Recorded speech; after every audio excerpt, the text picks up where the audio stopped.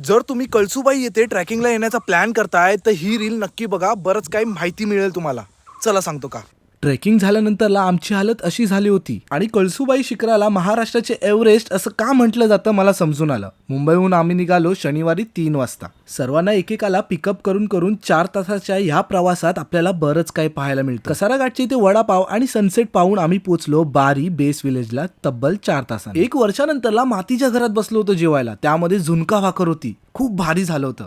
Trek start करायच्या आधी कळसुबाई देवीचं दर्शन घेतलं, जे पायथ्याशी मंदिर आहे त्याचं. आणि महाराष्ट्राच्या एव्हरेस्टवरती जर तुम्हाला ट्रेकिंग करायचं असेल तर रात्रीचा टाइम हा सर्वात परफेक्ट असणार आहे.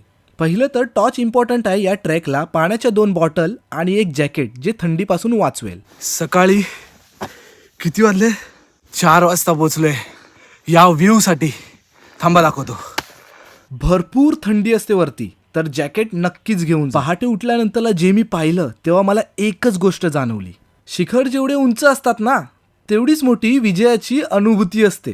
कळसुबाई फक्त उंची नाही आहे, ती एक प्रेरणा आहे शिखर गाठणाऱ्या प्रत्येक माणसासाठी. कळसुबाई, तू इतका उंचावरती कशी आली असशील हा प्रश्न माझ्या मनातच होता. कळसुबाईचं उत्तर असेल, पावलोपावली चढण कठीण, वाटेवर येते थोडी थकवा छाया, पण उरात असते जिद्देची ज्योत, म्हणूनच सरते कळसुबाई साया. थांबू नकोस तू अर्ध्यावरती, श्वास लागला तरी चालत राहा.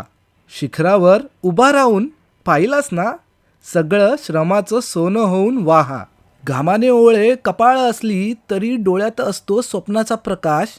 प्रत्येक पाऊल सांगतो आपल्याला, तूच आहेस तुझ्या यशाचा परिभाष. खूप सुंदर ट्रेक होता हा माझ्यासाठी. कधी न विसरणारा हा प्रवास म्हणजे कळसुबाई शिखर. व्हिडिओ आवडले असतील आणि अशाच व्हिडिओसाठी मला फॉलो करून ठेवा. धन्यवाद. जय शिवराय.